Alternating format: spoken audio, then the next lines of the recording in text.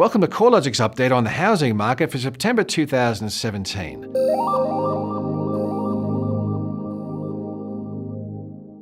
This month we launched the new generation CoreLogic Hedonic indices, which provide a further improvement on the market-leading Hedonic valuation model that CoreLogic's been using to measure the housing market since 2006.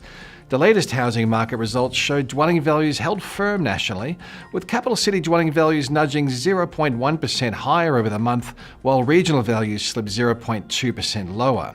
The flat result provides further evidence that the housing market is losing steam and is likely moved through the peak phase of its growth cycle. In fact, based on a rolling quarterly rate of growth, the housing market moved through its peak rate of growth in November last year, when dwelling values were rising at the brisk quarterly pace of 3.7%. Since that time, the quarterly rate of growth has eased back to just 0.5% over the 3 months ending August 2017. That's the slowest rolling quarter of growth since June of last year. The slowdown in growth conditions is most visible in Sydney, where housing values had previously been surging higher. Since values started rising in early 2012, the typical Sydney dwelling has seen its values rise by 75%, equating to an approximate dollar value of gain of $521,000. Sydney's rolling quarterly rate of growth peaked over the 3 months ending October 2016, when values jumped by 6.3%.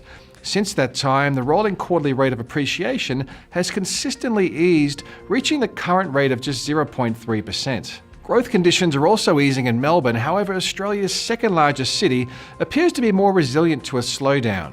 This is evident in our Hedonic index results, as well as auction clearance rates, which have consistently held above 70%, and inventory levels which remain close to historic lows across Melbourne. A variety of other measures have softened in line with the easing in capital growth. Auction clearance rates have found a new floor around the high 60% mark, where they've held consistently since early June this year. Average selling time is also starting to trend higher, and inventory levels are rising, providing buyers with more options and reducing some of the urgency that some buyers were feeling when stock levels were so much lower and properties were selling much faster. Growth in investment lending appears to have peaked close to the same time as the rate of home value appreciation in December last year, when investor-related credit growth was increasing at 0.8% over the month. Since that time, the monthly trend in investment-related credit growth has halved, reducing back to 0.4% in July. Now let's take a look at the capital city housing markets. Sydney's housing market recorded no growth in August, and the past 3 months has seen dwelling values rise by only 0.3%. The slowdown in capital appreciation shouldn't come as a surprise, considering Sydney home values have been rising at a rapid pace for more than 5 years. Clearance rates are holding around the mid to high 60% range, and homes are now taking an average of 41 days to sell, which is on level with a year ago, but substantially higher compared with earlier months of 2017.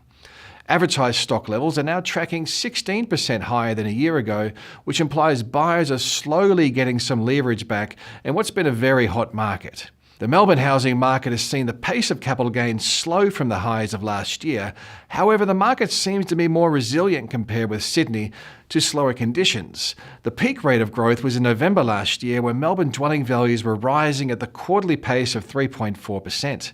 Since then, value growth has remained strong, but it's eased back to 1.9% over the 3 months ending August 2017.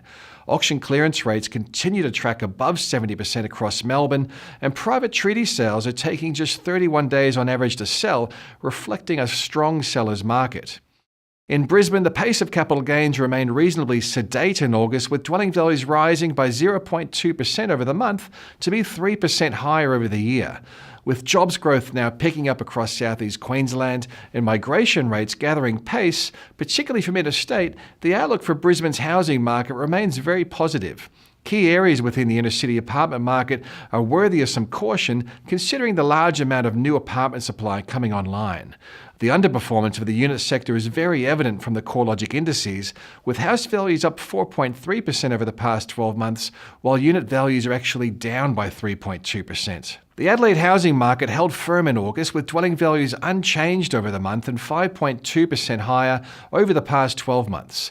While capital gains remain relatively sedate across Adelaide, compared with a year ago, housing market conditions have shown an improvement. The annual rate of capital gain has more than doubled from 2.2% a year ago to 5.2% over the past 12 months. Homes are selling faster, averaging 49 days, and vendors are discounting their prices less, which implies selling conditions have tightened. The Perth housing market saw dwelling values slip a little further in August, with dwelling values reducing by 0.8% over the month to be 2.8% lower over the year. In an encouraging sign that the marketplace may be getting close to a floor, the rate of decline has lost some momentum from a year ago, where the annual decline was recorded at 4.9%. According to data from the Australian Bureau of Statistics, first-time buyers have become much more active across Western Australia, and they now comprise 25% of all owner-occupier housing finance commitments. That's the highest proportion of any state. While the trend in capital gains has eased across the largest capital cities, in Hobart, the housing market's gathered some momentum. The annual pace of capital gains, at 13.6%, is now the highest of any capital city. The annual growth rate for Hobart hasn't been this high since 2004. The sheer affordability of housing is likely to be one of the key drivers for Hobart's appreciation. With a median house value of just $403,174, Hobart houses are half the value of Melbourne's and almost two-thirds lower than the Sydney house value. In addition to the strong capital gains, Hobart rental rates have also risen, providing a solid rental yield, which has pushed the total return well beyond the other capital cities. The Darwin housing market remains weak, with dwelling values falling 2.2% over the month to be 4.2% lower over the year. Since peaking in early 2014, Darwin dwelling values have fallen by a cumulative 18.3%. The steep declines in the Darwin housing market are mostly attributable to soft unit values. Over the past 12 months, Darwin unit values have fallen by 13.5%, compared with a 1.2% rise in house values. Canberra home values have continued to record a solid run of capital gains, with dwelling values rising 0.6% over the month to be 8% higher over the year. Both house and unit values are rising, however, it's the detached housing market which is driving the strong headline growth rate. Over the past 12 months, Canberra house values are up by 9.8%, compared with a 2.8% rise in unit values. Overall, slower growth conditions in Sydney and to a lesser extent in Melbourne are likely to be a welcome evolution of the housing market's performance by policymakers such as the RBA. So far, the cooling trend has been very gradual, implying that macroprudential policies are having a flow-through effect on housing conditions. The growth cycle in both cities has run for 5.5 years now, providing a substantial wealth boost for homeowners, but also creating much frustration for those who don't yet own a home. Sydney and Melbourne dwelling values have increased by 75% and 56% respectively since the growth cycle commenced in early 2012. However, growth rates have been far more moderate across the other capital cities. The policy settings around investment credit growth and new interest-only settlement targets have seen credit policies tighten and pushed mortgage rates higher for both investors and interest-only loans. These disincentives are likely to continue to weigh down investment demand, which will have a much more pronounced effect in those markets where investors are most concentrated. New South Wales has the heaviest bias towards investment, with 58.5% of the value of all housing finance commitments being for investment purposes. Clearly, tighter credit policies and higher mortgage rates for investors are dampening the Sydney marketplace more than others. Another contributing factor to slower home value appreciation is the high price of housing relative to incomes, particularly in Sydney. Affordability barriers are preventing some prospective buyers from participating in the market.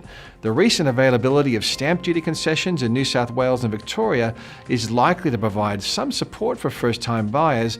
However, it's not likely that the rise in first-time buyer activity will completely offset the demand gap left by fewer investors.